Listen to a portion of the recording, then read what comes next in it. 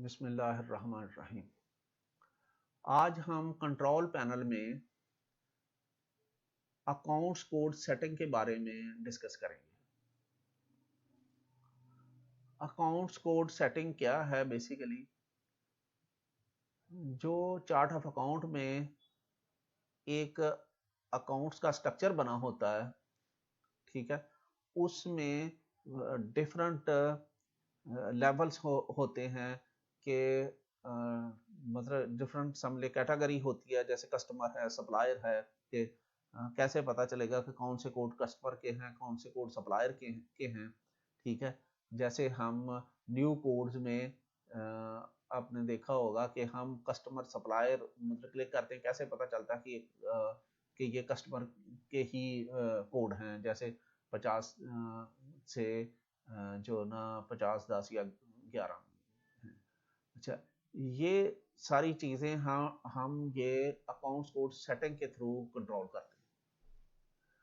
और जैसे कैश की एंट्री होती है, तो कैसे पता चलता है कंप्यूटर को कि आप तो पार्टी का या सप्लायर का कोड दे रहे होते हैं कि किससे कैश रिसीव हुआ या पेमेंट हुई है, तो अल्टरनेट जो कोड है कंप्यूटर खुद कैसे दूसरा उसका कोड एंटर कर देता है, ठीक है, यानी डबल एंट्री कैसे हो जाती है, वो इस अकाउंट कोड सेटिंग में हम बताते हैं इस तरह की चीजें कि जैसे ये 50 एक एक ये कोड है, ये कैश इन हैंड का कोड है, ठीक है। अच्छा, अब हमारे सिस्टम में कैसे मतलब किस तरह हम सेटिंग करते हैं कि हमारा हमारा एक ही कैशियर, अगर एक ही कैशियर हो तो हम ये कोड की एंट्री ऑटो करवाते हैं कंप्यूटर से कि हम जो ना कैश रिसीट कैश पेमेंट की एंट्रियाँ करें, उसकी जो मुतबादला एंट्री है ना कैश इन हैंड की, वो कंप्यूटर खुद कर दें। जब हम इस पे क्लिक करते हैं तो इसका मतलब ये है कि मल्टी कैशियर है। फिर हमें कंप्यूटर जो एप्लीकेशन है वो सॉफ्टवेयर खुद कहता है कि आप एंटर करें कि किस कैशियर से ने पेमेंट किया या किस कैश आया तो किस कैशियर के पास आया। क्योंकि सिंगल में तो अंडरस्टूड होता है कि ये इसी कैशियर से पेमेंट हुई है, इसी के पास कैश आया। जब मल्टी आप करते हैं तो फिर वहां पे जब कंप्यूटर को में फिर आप दूसरी एंट्री खुद करते हैं, ये इसलिए है। इसी तरह बैंक की रेंज है, ठीक है, यहाँ हम के बैंक के कोड जो खोलते हैं, इन कोड के दरमियान कोड खोल जाते हैं, ठीक है। अच्छा, ये नॉर्मली आपको बाय डिफॉल्ट सेट किए मिलते हैं, लेकिन जो खुद चार्ट ऑफ अकाउंट को चेंज करना चाहें या अपना स्ट्रक्चर बनाना चाहें, ठीक है, आमतौर पे स्ट्रक्चर तो नहीं बनाते, लेकिन ये कि चेंजिंग थोड़ी बहुत मतलब बाज़ दफ़ा ज़रूरत के मुताबिक कंपनी को करनी पड़ जाती है, तो वो यहाँ से ही आप बताएंगे, डिफरेंट कोड्स को सेट करेंगे, जैसे ये कोड हैं कि जी बैंक के कोड क्या है। अच्छा, फिर ये है कि जैसे हम बैंक का कोड कैश की तरह एंट्री करते हैं कि पहले बैंक का कोड सेलेक्ट कर लेते हैं, क्योंकि कैश में तो ये होता है ना कि एक ही कैशियर हो सकता है। यहाँ बैंक कम ज़रा चांस होते हैं कि एक ही बैंक हो, मोर देन वन बैंकों में अकाउंट हो सकते हैं। तो इसमें सेम का मतलब ये यहाँ होता है कि बैंक अल्टरनेट एंट्री, कि हम एक बैंक सेलेक्ट कर लेते हैं, उसके के बाद हम जो बैंक की एंट्री है यानी बैंक रसीद और बैंक पेमेंट की कि किस से चेक आया या किसको चेक किया है, ठीक है, वो एंट्रियां हम करते हैं। तो जब पोस्ट करते हैं तो उसके मुतबादल जितनी एंट्रियां हुई हैं सेम उसी तरह उसके मुतबादल अगर डेबिट है तो क्रेडिट, अगर क्रेडिट है तो डेबिट, उसकी की एंट्री कर दी जाती है उस बैंक के कोड में जो हमने ऊपर सेलेक्ट किया होता है, ठीक है।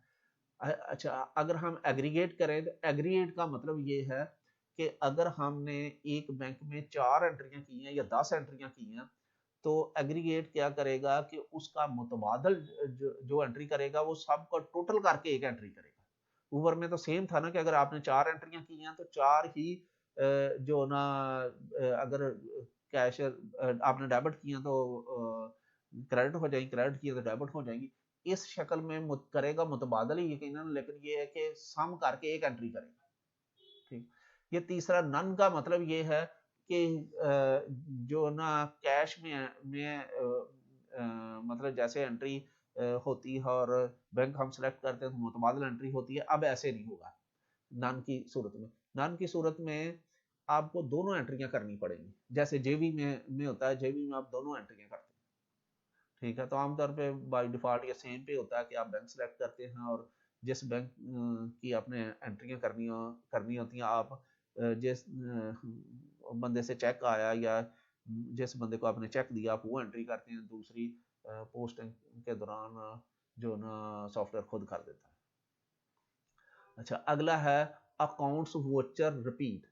कि जी अकाउंट्स वोचर मतलब जब आप शुरू करते हैं, क्योंकि इनमें 1 2 3 से वोचर शुरू होते हैं, जैसे कैश रिसीट का, cash payment, bank receipt, bank payment और जेबी, ये खास तौर पे अकाउंट के जो वोचर, ये 1 से दोबारा कब शुरू हों, क्या साल बाद हों, मंथली हों या डेली हों। यहाँ वही ऑप्शन है कि अगर आप चाहते हैं कि साल के बाद हो, ठीक है, तो आप ईयरली सेलेक्ट करेंगे, ठीक है। अगर आप मंथली चाहते हैं कि हर महीने 1 से स्टार्ट हो जाए, तो ये मंथली भी आप सेलेक्ट करेंगे। अगर आप चाहते हैं कि डेली मतलब जो ना 1 से स्टार्ट हो, हर अगले दिन हम एंट्री शुरू करें तो 1 से स्टार्ट हो। ये ज़्यादातर उन कंपनी में होते हैं जहाँ पे बहुत ज़्यादा वोचर होते हैं, तो फिर ये है कि उन्हें आगे काफ़ी ज़्यादा नंबरिंग चली जाती है, ठीक है। और उन्होंने डेली एडजस्टमेंट कोई ना कोई पिछली डेट में डालनी होती है, तो वो फिर मुश्किल होता है कि जी अगर मंथली भी चल रही हो तो पिछली डेट में डालें एंट्री, तो कोई वोचर कहीं लगा हो, कोई कहीं लगा हो, चूंकि जब मंथली हो तो फिर तो आप आखिरी डेट में डाल लेते हैं, ठीक है। अगर आपकी एडजस्टमेंट वगैरह के काम वोचर हैं तो आप फिर पिछले जो ना एक तरह से महीने के आखिरी डेट में डाल सकते हैं। लेकिन अगर बहुत ज़्यादा एंट्री हो तो फिर आप मतलब डेली पे रखते हैं, चूँकि डेली कोई ना कोई एडजस्टमेंट की एंट्री रखनी पड़ती है, तो फिर वो आमतौर पे वो लोग जो ना डेली पे करते हैं। अच्छा, इसमें आपने देखा होगा कि ये मंथली और डेली डीएक्टिव है, सॉरी ईयरली और डेली डीएक्टिव है और सिर्फ मंथली है। इसकी रीज़न ये है कि ये आप डेली चेंज नहीं कर सकते या ड्यूरिंग द पीरियड चेंज नहीं आप कर सकते, है ना। आपने साल के शुरू में अगर चीज़ रखी है कि ईयरली हो, ठीक है, तो वो ईयरली ही रहे। अगर आपने एक दफ़ा मंथली रख दिया तो इसका मतलब ये है कि हर महीने में वोचर 1 से शुरू हो जाएगा। अगर आप तीसरे महीने में जाके ये करते हैं कि ईयरली हो, तो अब ज़ाहिर है ईयरली नहीं हो सकता, इसलिए कि पहले 2 महीनों में तो वोचर 1-1 शुरू हुआ है। तो या तो आप साल के शुरू में करते, तो इसलिए ये कि साल के शुरू में ये आप चेंज कर सकते हैं कि अगर आपने ईयरली रखना हो, मंथली या डेली रखना हो, लेकिन ड्यूरिंग द पीरियड जब एंट्रियां शुरू हो जाए, ठीक है, फिर आप ये काम नहीं कर सकते कि इस तरीकेकार को चेंज करें, ये आपको साल के शुरू में ही डिसाइड करना पड़ेगा। अच्छा,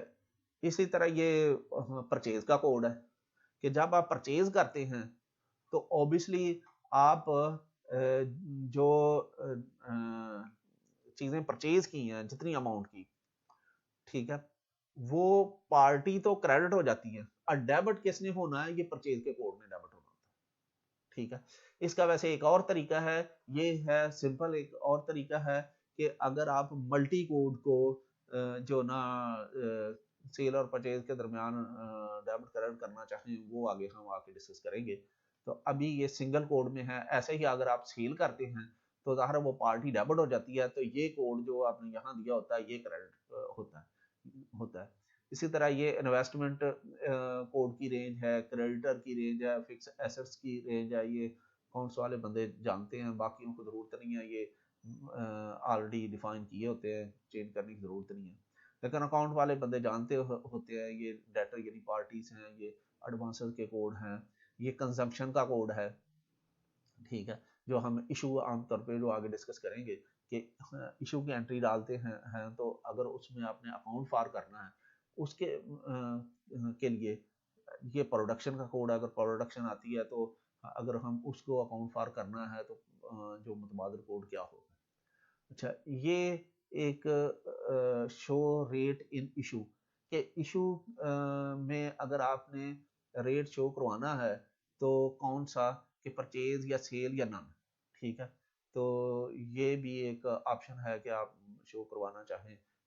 कि अगर आप इशू को अकाउंट फार करना चाहें और किस रेट से करना चाहें, ये इसलिए ऑप्शन है। ये बिल डिस्काउंट का कोड है कि जैसे हम बिल डिस्काउंट कर देते हैं, कैसे फर्ज करें आपने 1 लाख रुपए की सेल की है, उसमें आपने 5% डिस्काउंट कर दिया, तो 5,000 किधर जाएगा? वो बेसिकली ये तो नहीं है गोल मोल हो जाना, वो बेसिकली एक फिर इसका डिस्काउंट का कोड डिफाइन होता है कि इस कोड में एक तरह से आपकी सेल चली जाएगी, क्योंकि वो आपकी इनकम नहीं है, आपको आपके पैसे कम होने हैं, वो एक तरह से खर्चा हो गया कि सेल की आपने लाख रुपए की है, लेकिन आपको 95,000 रिसीव हुआ, जो 5,000 रुपया है वो ज़ाहिर है इस बिल डिस्काउंट में चला चला जाएगा। ठीक है, ये कमीशन का कोड है कि जैसे परचेज मतलब सेल पे डिस्काउंट करते हैं, वो एक तरह से एक्सपेंस टाइप बन जाता है। ठीक है, अगर आप परचेज पे डिस्काउंट करते हैं, ठीक है, तो परचेज पे डिस्काउंट का मतलब ये है कि अगर आपने लाख रुपए पे करना था, आपने 95,000 किया, इसका मतलब 5,000 आपकी बचत हो गई है, वो बेसिकली एक तरह से आपकी की इनकम हो गई है। ठीक है, वो मतलब एक चीज ये है। अच्छा, ये बॉक्स हेडिंग कोड के जैसे सेल परचेज के दौरान हम क्वांटिटी एंटर करते हैं, अगर आपको ज़रूरत है कि क्वांटिटी के साथ एक और कॉलम हो, जैसे बाज़ दफ़ा होता है कि क्वांटिटी तो उसकी 1000 है लेकिन ये 5 बॉक्स हैं, ठीक है, तो उसमें अगर आप यहाँ पे बॉक्स लिख दें, ठीक है, तो ये कॉलम ऐड हो जाएगा उसमें। ये अलग से हम इसको डिस्कस भी इंशाल्लाह करेंगे। इसी तरह ये स्टॉक के कोड की रेंज है, ये इनकम के कोड्स की रेंज है, ये एक्सपेंस के कोड की रेंज है। ठीक है, ये production receipt with account integration, ये मैंने पहले बताया था कि रसीट और इशू को आप अगर अकाउंट फार करना चाहें तो यहाँ पे क्लिक कर देंगे, तो जब आप रसीट और इशू की एंट्री करेंगे ना, तो ये ऑटोमेटिकली अकाउंट में इसकी एंट्री जाना शुरू हो जाएगी डेबिट क्रेडिट। अगर इसको ऑफ करेंगे तो ये सिर्फ स्टॉक में प्लस माइनस होंगी, लेकिन अकाउंट में इसका इफेक्ट नहीं होगा।